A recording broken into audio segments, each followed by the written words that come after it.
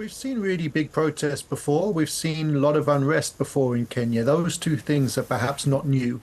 I think what was really novel here was one, the fact that it seemed to be almost leaderless. There was something organic about this. It seemed to be coming from a younger group of people. It's more decentralized. It seems to have happened in urban areas across the country, not just the capital, Nairobi. And of course, that makes it more difficult in some ways for the government to respond to. It's not clear exactly who's leading it. So exactly how do you engage? It's not clear exactly how you want to, who you arrest if you want to actually repress the protests. And of course, because it's been communicated on social media, it's much more difficult for the government to get the control of the narrative back. Yeah, and the social media is how they are continuing to communicate. Let's go back a step, though, first. What was actually proposed by the government, given they are facing some fairly tough economic times? So the argument of the government, President Ruto and others, is that the country's very high debt burden, growing debt crisis, means that taxes and fees across the board had to go up. We've seen that over the last couple of years in Kenya, and a lot of that was then consolidated into the finance bill, but with new tax increases. And I think one of the things that really galvanized these protests is that so many taxes were going up, as well as the introduction of new taxes and levies. So, Kenyans were joking that basically it costs more to get born, it costs more to die, everything that would go up, from getting a government certificate to getting an ID, all the way through to the taxes you would pay and the cost of bread. And that kind of galvanized a cross-section of society to feel that basically life was becoming unaffordable. And putting so many of those messages into the finance bill also generated the sense that the government was tone deaf and didn't understand the sufferings of ordinary people. And that was particularly dangerous, as I think, at a moment of real economic hardship for many people. Yeah. The president has now backed off on this plan. Do you think that's going to satisfy protesters for the moment? I think a lot will depend on what happens next. So the president has said that he's going to essentially set aside the finance bill, that he'll borrow essentially to cover some of those tax increases. But he's also said that he thinks that a lot of those economic measures were necessary. He's defended many of the key clauses of the finance bill, despite putting it to one side. So it's unclear exactly what he will then come up with. I think a lot of people might suspect that some of those tax increases will come in through the back door later on.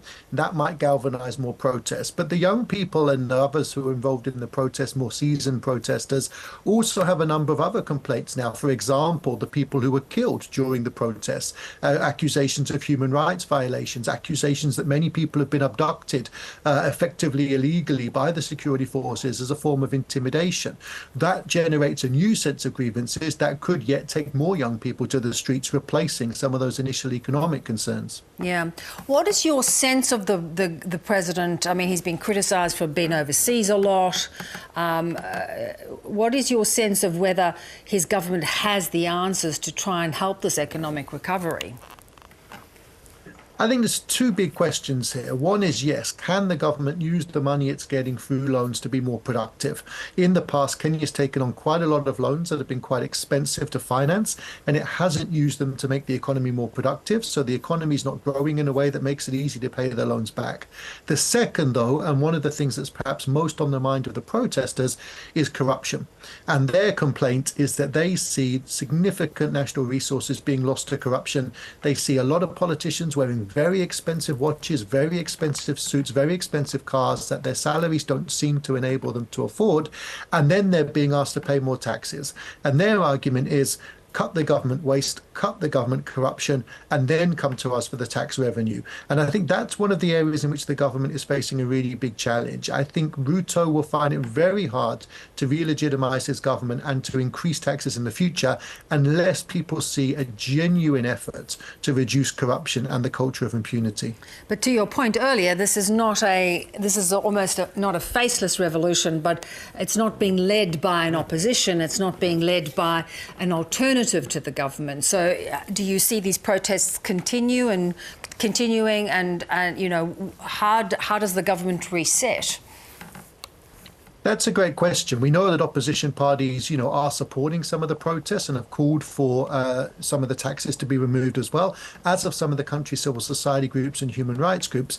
But the fact that we don't have a clear leader means it's harder for the government to engage. And many of the protesters, I think, are quite dismissive of the idea of negotiations because they see it as a strategy essentially to placate them and to kick the ball into the long grass, to delay the process, rather than actually what they say is needed. And they say many of the things we're demanding are obvious: a reduction in corruption, prosecutions of those involved in human rights abuses. These things don't require negotiation. The president's responded by setting up a national multi-sector forum, which he says will take representatives from a range of groups and from the youth to discuss these issues, a 100-member body. But I think the question really is whether or not young people will see that as an arena worth investing in.